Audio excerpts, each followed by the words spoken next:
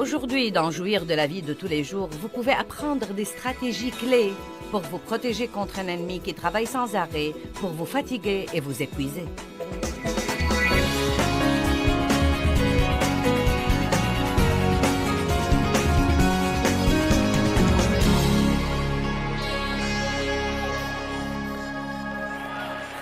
Satan est contre tout ce qui est pour la justice, la paix, la joie, l'amour, la générosité, la compassion, la bonté. Il s'oppose avec véhémence à nos progrès dans tous ces domaines et à toutes sortes d'avancements spirituels que nous réalisons et à nos progrès. L'ennemi a dissuadé je ne sais combien de personnes de venir à cette réunion, bien qu'elles eussent l'intention de venir.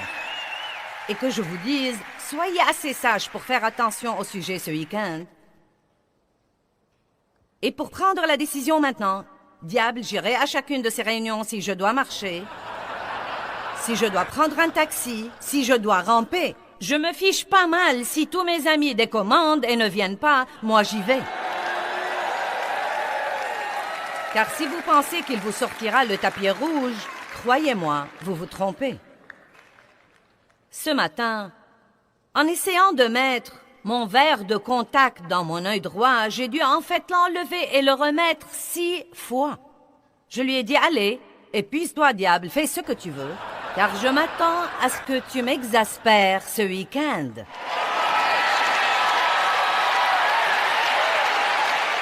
J'ai beaucoup d'expérience sur ce plan, mais il faut du courage pour prêcher ce genre de truc. Amen? Maintenant, quand nous combattons l'ennemi dans notre vie, nous devons nous rappeler que nous combattons non pas pour la victoire, mais de la victoire. La lutte et la bataille seront complètement différentes si vous réalisez que vous ne remportez pas une quelconque victoire, mais que vous l'avez déjà remportée et que vous le faites savoir au diable. Bonté divine, je me sentais si déprimée et si blessée, et si brisé et si troublé. J'étais loin de savoir que celui qui est moi est plus grand que celui qui est dans le monde. Nous allons étudier certains de ces versets car je veux que vous les compreniez. Dans 1 Jean 4,4, nous citons ce verset tout le temps, mais c'est très bon de le revoir. Petits enfants, vous êtes de Dieu, vous lui appartenez. Et vous avez déjà vaincu et battu les agents de l'Antéchrist, parce que celui qui est en vous est plus grand et plus puissant que celui qui est dans le monde. Ouh!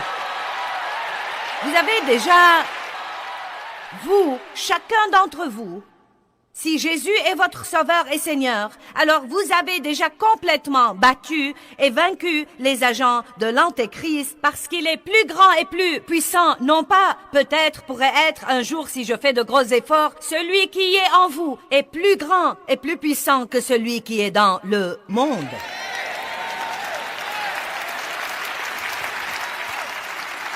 Si c'est vrai, pourquoi donc ai-je tous ces problèmes?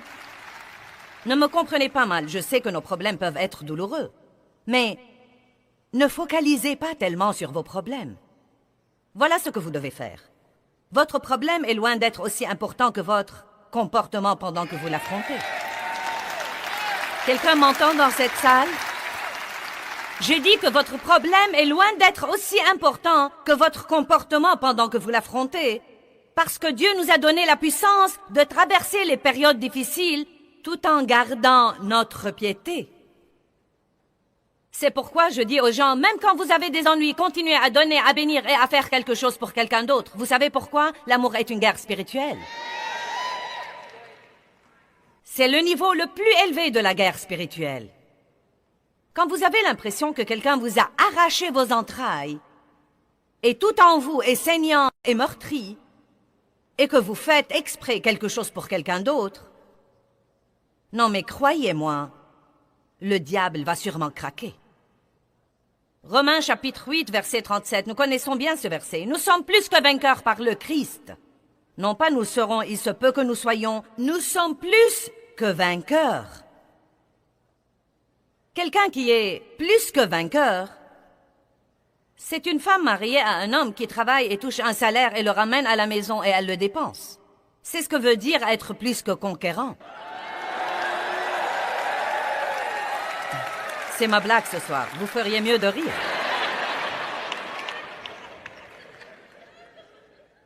Colossiens 1:13. Le Père qui nous a attirés à lui et nous a délivrés.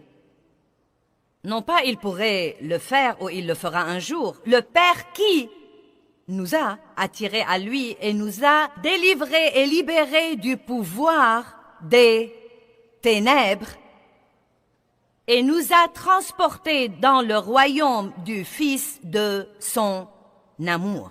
Ouh! J'aime ça. Et puis Luc 10:19, c'est un merveilleux verset. Voici, cela veut dire regardez et voyez. Un grand point d'exclamation, cela veut dire qu'il a un peu haussé la voix là. Voici!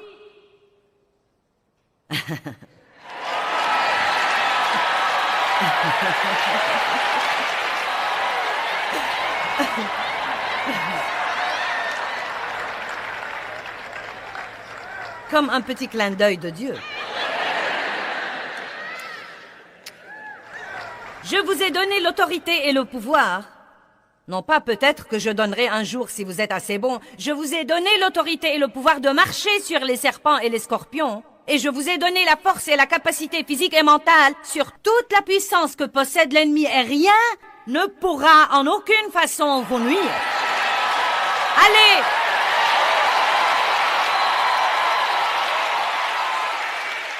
N'allez pas ça et là disant « Oh, le monde va à sa ruine, c'est trop tard. » Vous savez quoi? Nous pouvons gagner la guerre qui se déroule si tous les gens qui se font appeler croyants à Jésus-Christ sortaient avec assurance de leur petit compartiment et laissaient luire leur lumière dans ce monde. Sans ça, il n'y aura plus d'espoir. Cette bataille ne va pas être gagnée en nous asseyant dans l'église pour nous nourrir de la parole et ne rien faire avec ça. Amen. Et tous ces incroyants alors? Aimez-les pour qu'ils soient sauvés. Je ne dis pas de laisser les gens vous marcher sur les pieds et abuser de vous, mais le moyen de gagner les perdus, c'est de les aider. Les gens ne peuvent pas contester un amour véritable et constant. Amen. Ce n'est pas aussi difficile que ça. Vous devez tout simplement écouter. Écoutez ce que disent les gens. J'étais dans un magasin de meubles aujourd'hui. Un petit magasin qui vend des articles de décoration et des meubles. Et j'avais une tasse de café avec moi. Et le type a dit, il disait tout le temps, « Oh, ce café me rend fou. » Il a dit, « J'ai si envie d'une tasse de café que je peux à peine supporter. » Donc, vous savez, je pratique la marche dans l'amour. Je ne me lèverai pas pour vous l'enseigner sans le pratiquer. Donc, j'avais quelques personnes avec moi. Je leur ai dit, allez lui chercher une tasse de café. Donc, je lui ai dit, tu aimes le café, hein? Il a dit, oui, j'aime le café. Oh, ça sent si bon. Et je lui ai dit, eh bien, quel genre de café bois-tu? Il a dit, le café noir. Donc, je lui ai dit, quelqu'un va aller te chercher un café. Il a dit, tu n'es pas obligé. J'ai dit, je veux ça. Eh bien, plus tard, il a demandé à quelqu'un de nous ce que nous faisions ici et il a dit, j'habite tout près, je crois que j'irai là ce soir. Je ne sais pas s'il est là ou pas ce soir, mais vous savez quoi? Vous seriez surpris, car les autres s'ouvriront à vous si vous commencez à vous comporter comme vous dites que vous êtes. Amen.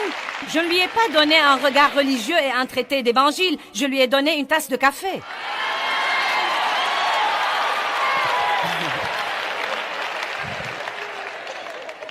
Amen. J'avoue que j'ai besoin de m'améliorer sur le plan du café. J'étais au Canada. Je descendais la rue et il y avait là un homme handicapé qui mendiait.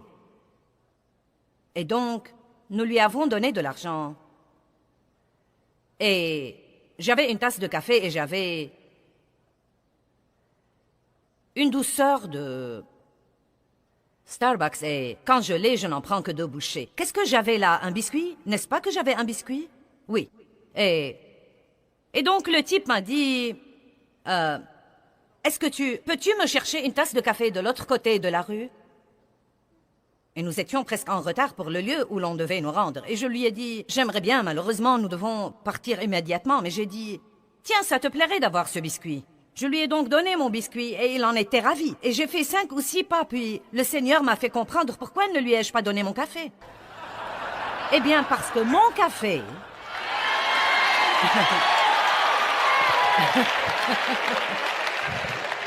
Non, mais c'est comme... Non, mais franchement, c'est triste, mais je n'ai même pas pensé à lui donner mon café parce que... Je voulais mon café. Je ne voulais pas le biscuit, mais je voulais bien le café. Allez maintenant, vous voyez comment nous sommes.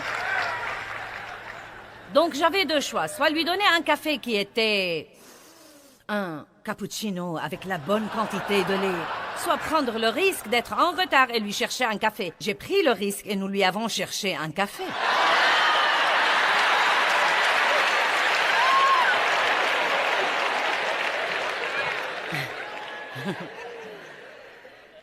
Non, mais vous savez, nous sommes tous comme ça. Nous sommes comme ça.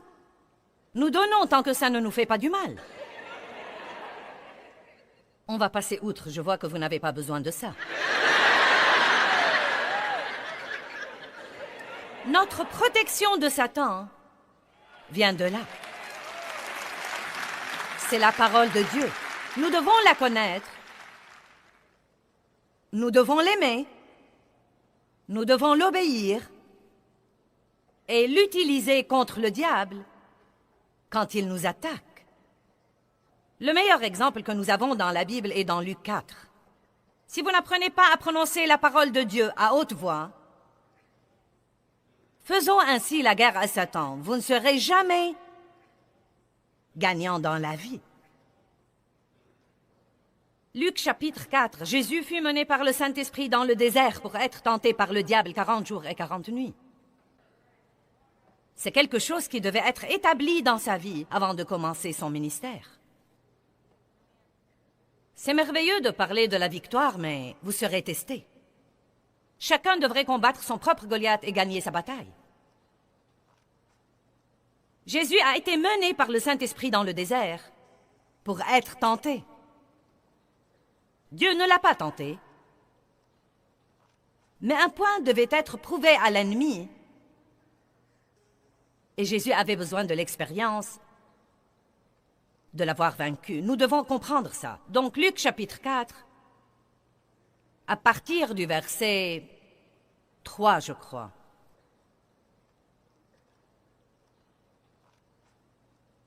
Puis le diable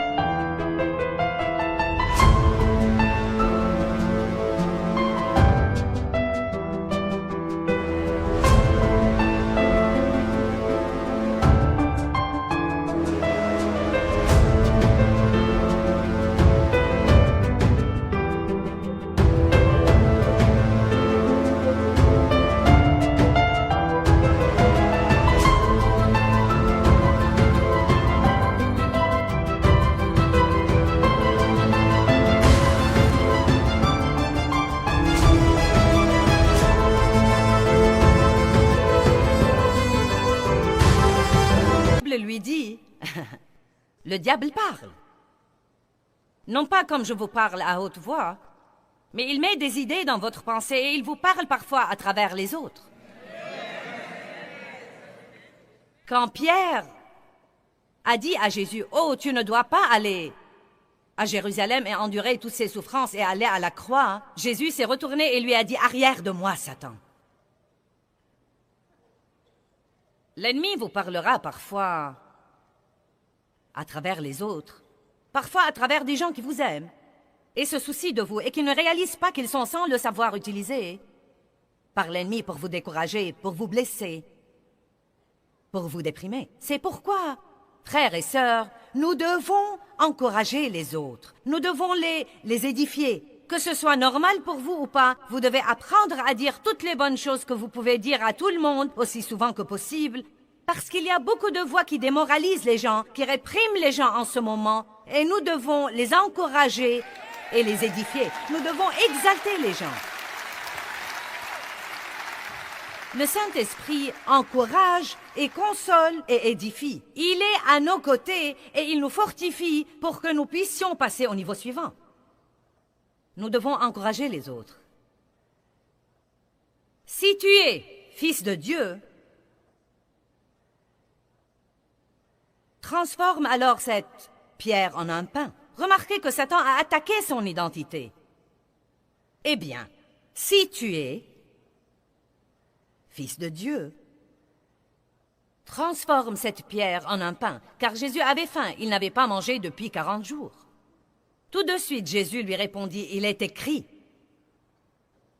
Comme c'est puissant. Il est écrit, l'homme ne vivra pas de pain seulement, mais de toute parole qui provient de la bouche de Dieu. Puis Satan lui montra toutes les choses du monde. Le menant sur une haute montagne, il lui montra tous les royaumes de la terre habités en un instant, en un clin d'œil. Et Satan lui dit, « Je te donnerai tout ce pouvoir, toute cette autorité, et toute leur gloire, leur splendeur, leur excellence, leur dignité et leur beauté. Croyez-vous que Satan ne vous offrira pas des jouets et des babioles? Il vous offrira un poste important au travail si vous transigez un peu sur votre intégrité. Il offrira à cette jeune fille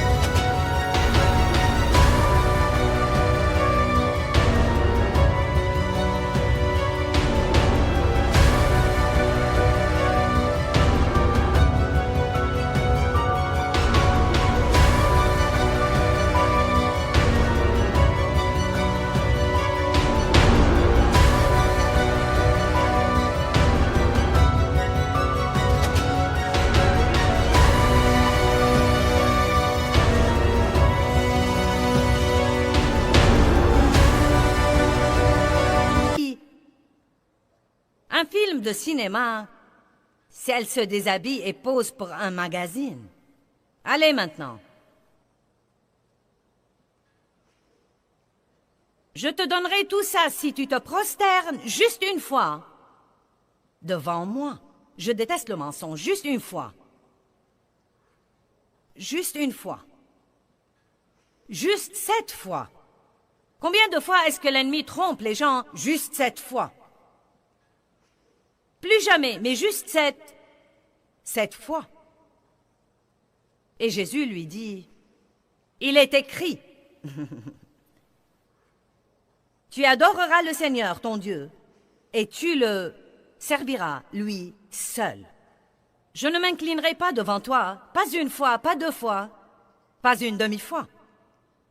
Je me prosternerai devant Dieu. Et puis une 3e fois, Satan lui a dit, eh bien maintenant, si tu es fils de Dieu, pourquoi ne te jettes-tu d'ici en bas, car Dieu a dit, maintenant le diable commence à lui citer des versets. Satan ne peut-il pas prendre les versets hors contexte et les utiliser dans votre vie? Vous devez croire qu'il peut. C'est pourquoi vous devez être un peu prudent à l'égard de ces trucs. J'ai besoin de t'écouter, Dieu. Wow!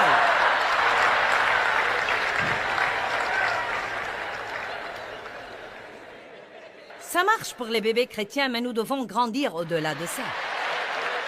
Non, mais dans le début de ma marche avec Dieu, je pouvais avoir les choses les plus incroyables en faisant ça. Wow! Et j'allais à Dave, j'ai demandé ceci à Dieu et regarde ce qu'il m'a donné. Et Dave disait, c'est difficile de l'impressionner. Wow! Mais ceci n'a duré que 2 ou 3 mois. Dieu établissait une relation avec moi. Et puis c'était comme, j'ai besoin de t'écouter, Dieu. Malheur à toi, mauvais pécheur. Et je disais, essayons encore une fois. Nous continuons à feuilleter jusqu'à ce que nous tombions sur un verset qui nous plaît. Allez! Si vous ne tirez pas la promesse voulue de la boîte à promesses, vous en tirez une autre.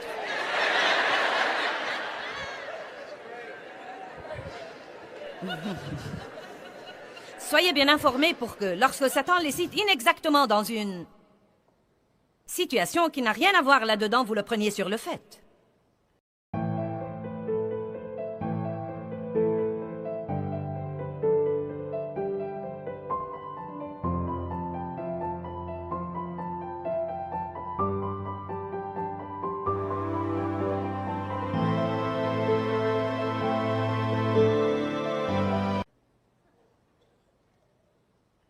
Satan a dit à Jésus, eh bien, si tu es fils de Dieu, allez, fais quelque chose. Fais tes preuves. Vous ne serez pas libre jusqu'à ce que vous sachiez que vous n'êtes pas obligé d'impressionner quelqu'un ou de prouver quoi que ce soit à quelqu'un. Vous ressentez une telle liberté quand vous n'essayez pas d'impressionner les autres. Amen?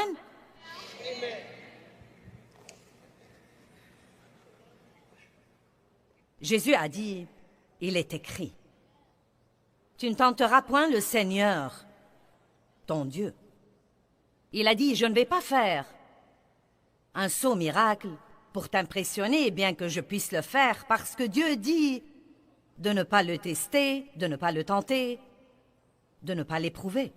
Maintenant, en étudiant un peu plus Luc chapitre 4, j'ai trouvé une chose très intéressante. Verset 13.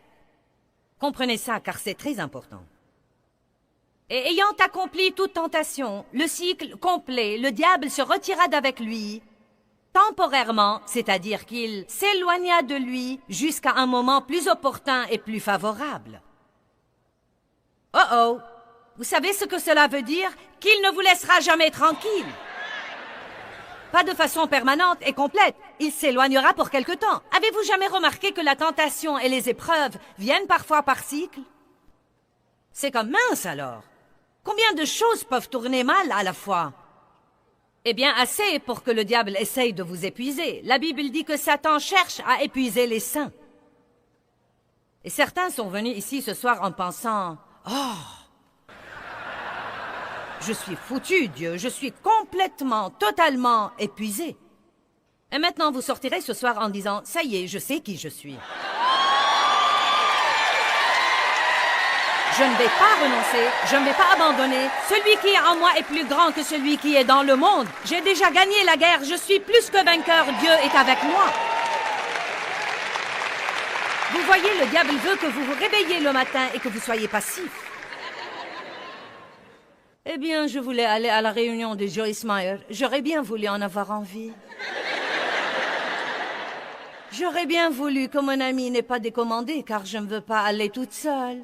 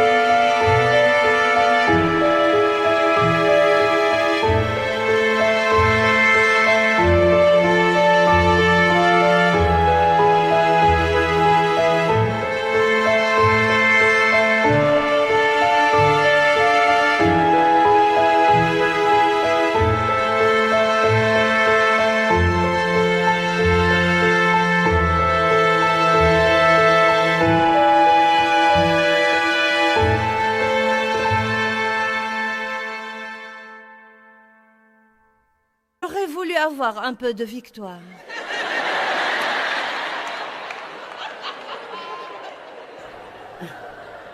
Et le diable vous dit, vous êtes des paresseux, des passifs, des tièdes. Nous n'avons pas besoin de souhait, mais de volonté. Nous devons nous lever et savoir qui nous sommes en Christ. Amen.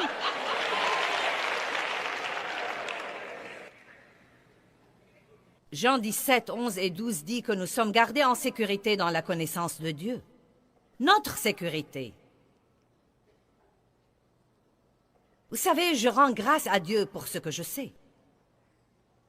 J'ai toujours beaucoup de choses à apprendre, mais je sais beaucoup de choses aussi. Ça fait 32 ans que j'étudie la Bible diligemment. J'ai usé des douzaines de Bibles. Je rends grâce à Dieu pour ce que je sais.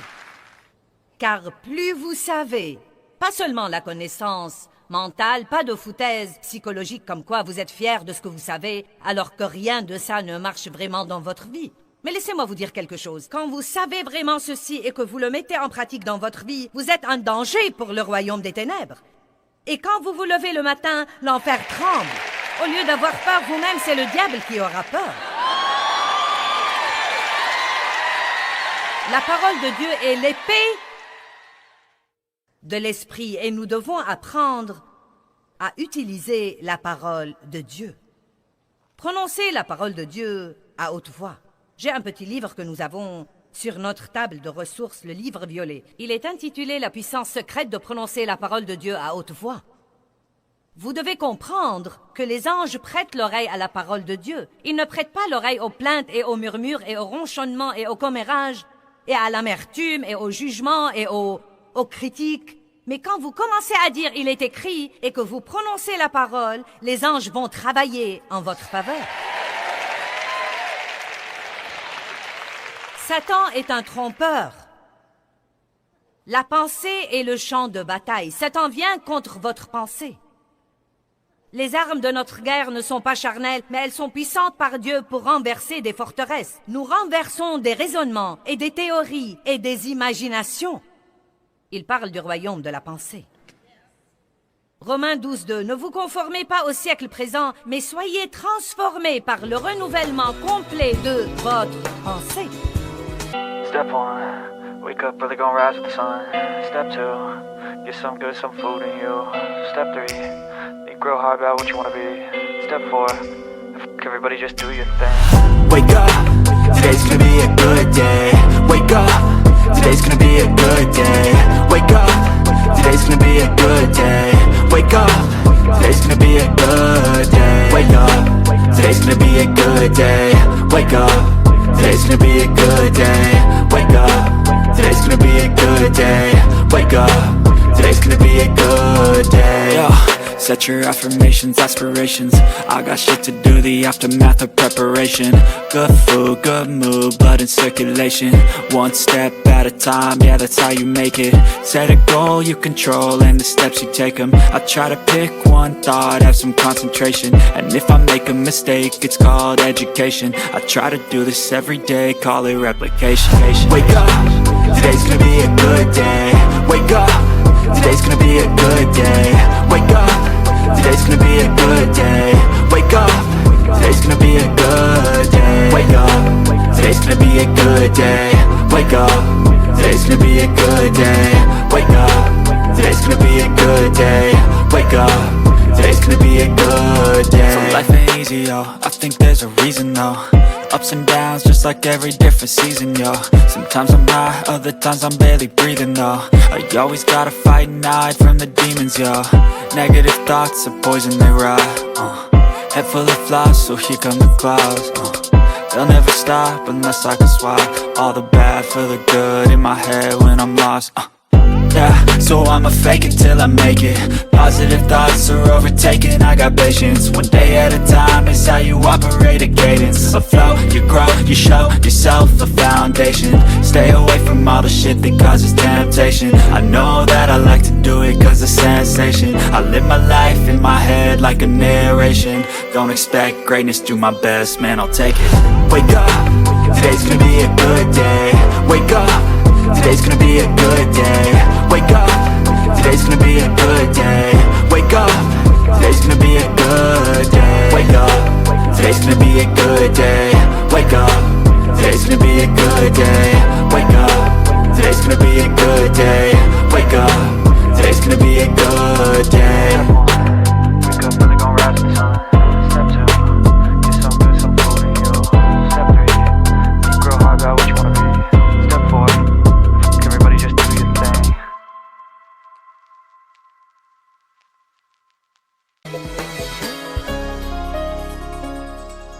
Nous supportons beaucoup de fois des trucs que nous ne sommes pas obligés de supporter parce que nous ne nous rendons pas compte que Dieu nous a donné le pouvoir et l'autorité. Luc chapitre 10, 19 dit « Voici, je vous ai donné l'autorité et le pouvoir de marcher sur les serpents et les scorpions et la force et la capacité physique et mentale sur toute la puissance de l'ennemi, et rien ne pourra en aucune façon vous nuire. » Quand nous prenons au sérieux la question de faire les choses à la façon de Dieu, il nous répond par des exaucements. Quand nous devenons proactifs contre les plans de notre ennemi, l'ennemi recule vite.